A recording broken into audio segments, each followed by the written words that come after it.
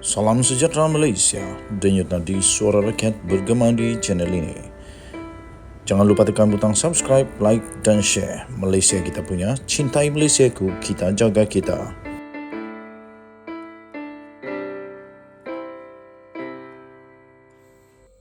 Salam sejahtera Malaysia, denyut nadi suara rakyat bergema di channel ini.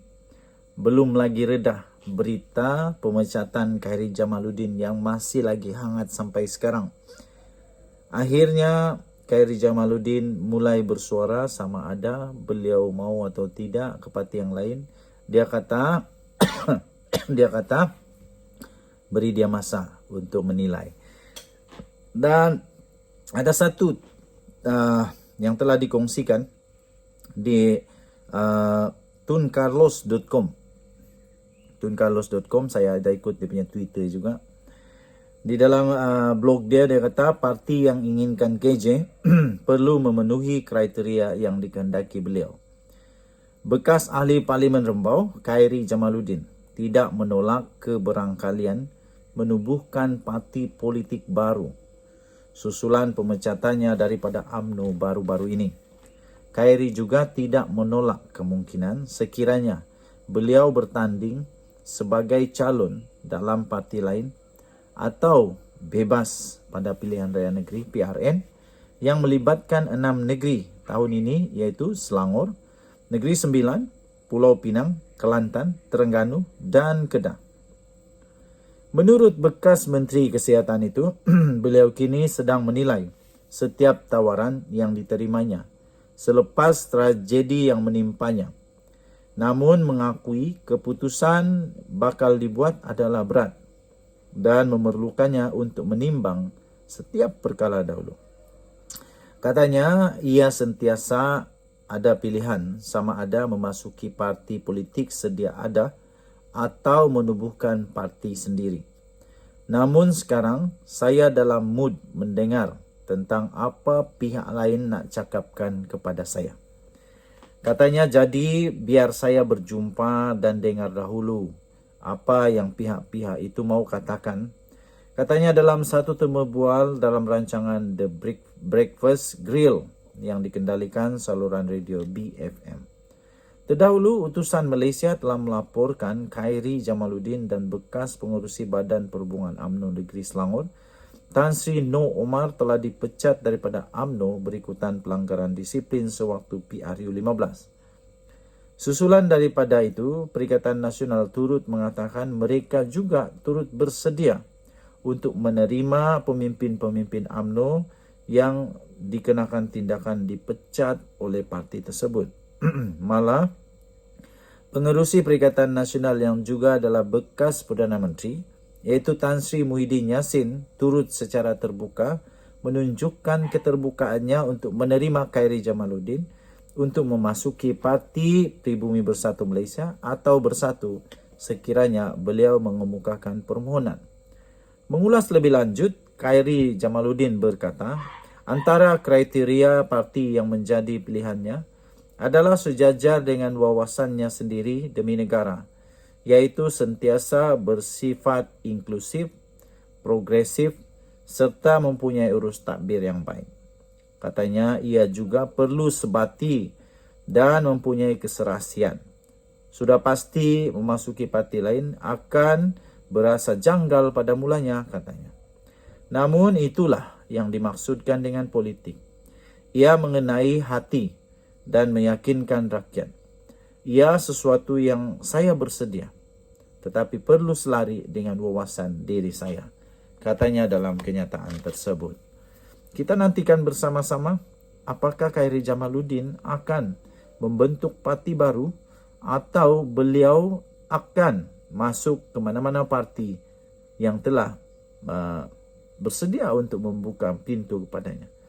Pendapat pribadi saya, secara pribadi saya lebih suka Khairy Jamaluddin buka parti sendiri. Saya lebih suka Khairy Jamaluddin buka parti sendiri daripada dia melukut di tepi gantang, daripada dia terpaksa merayu-rayu, daripada dia pula bakal rasa tertekan di parti yang dia ikut kerana mungkin wawasan yang dia ikut itu tidak sama dengan wawasan dia. dia mungkin tidak dapat berfungsi dengan baik di parti yang dia masuk nanti kerana dia mungkin tidak ada jawatan tinggi. Tapi kalau dia bentuk parti sendiri, dia boleh membuat hala tuju yang baru untuk parti yang dia tubuhkan. Malah dia boleh juga menjadi sama ada pembangkang atau menjadi mesra kepada kerajaan dengan lebih baik rasanya. Dan saya fikir ramai juga pengikut-pengikut KRI Jamaluddin. Ramai juga yang mahu akan tetap bersama KRI Jamaluddin untuk menjadi ahli parti baru kalau dia buat nanti. Pada pendapat anda, bagaimana? Denyut Nadi Suara Rakyat bergema di channel ini. Bye-bye. Salam sejahtera Malaysia. Denyut Nadi Suara Rakyat bergema di channel ini. Baru sebentar tadi kita mendapat satu lagi berita yang mengejutkan seluruh dunia Malaysia. Ini dia daripada Malaysia kini. Two former Perdana Menteri, Prime Minister. Two former Prime Minister hold to court over HSR cancellation. Okey, 31 Januari 2023 dalam bahasa Malaysianya. Dua bekas Perdana Menteri akan dibawa ke mahkamah kerana pembatalan projek HSR. Okey, kita bacakan dalam bahasa Inggeris. Mohon maaf kalau Inggeris saya tidak betul, tidak pandai, maklumlah orang kampung.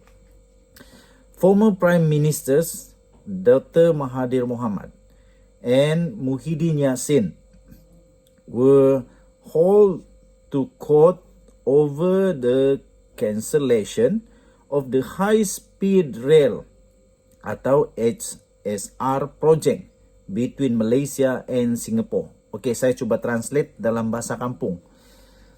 Bekas Perdana Menteri iaitu Dr. Mahathir Mohamad dan juga Tan Sri Muhyiddin Yassin akan diheret ke mahkamah berkenaan dengan pembatalan projek high speed rail, projek di antara Malaysia dan Singapura.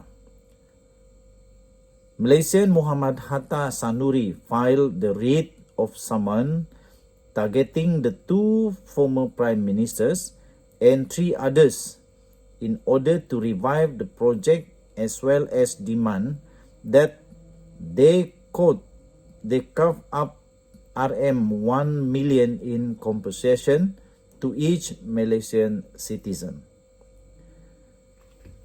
According to a copy of the cause paper filed in the High Court in Kuala Lumpur on December 30th last year, the plaintiff named not only Mahathir and Muhyiddin as the first and second defendant, but also listed former minister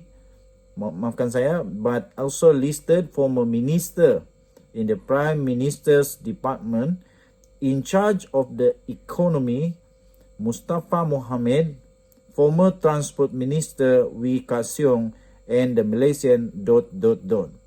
Untuk membaca lengkap, anda boleh subscribe di Malaysia Kini punya laman web, iaitu berita mereka. Okey, baik. Saya cuba untuk translate dalam bahasa Malaysia. Betulkan saya kalau saya silam. Rakyat Malaysia, iaitu Muhammad Hatta Sanuri, telah memfailkan writ saman itu yang mana mensasarkan dua bekas Perdana Menteri itu, iaitu Dr. Mahathir dan juga Tan Sri Muhyiddin Yassin dan 3 orang yang lain lagi, untuk supaya projek ini dapat dihidupkan semula, dan mereka juga meminta untuk untuk pampasan berjumlah 1 juta ringgit Malaysia untuk setiap rakyat Malaysia. Wow. Ini barulah. Menurut salinan yang telah dihantar, salinan saman yang telah dihantar ke Mahkamah Tinggi di Kuala Lumpur pada 30 Disember tahun lalu, plaintiff itu telah menamakan bukan hanya Datuk Tun Mahathir Mohamad dan Tan Sri Muhyiddin Yassin sebagai defendant pertama dan kedua, tetapi juga telah menyenaraikan bekas menteri di Jabatan Perdana Menteri yang menguruskan hal ehwal ekonomi, iaitu Mustafa Mohamed, dan juga termasuk bekas Menteri Kerja Raya ataupun Menteri Pengangkutan. Menteri Pengangkutan Wee Ka Siong. Okey, so itulah beritanya. Untuk mendapatkan berita lengkap, sila layari malaysiakini.com. Kita jumpa lagi. Malaysia kita punya, cintai Malaysia aku, kita jaga kita. Kita jumpa lagi. Bye-bye.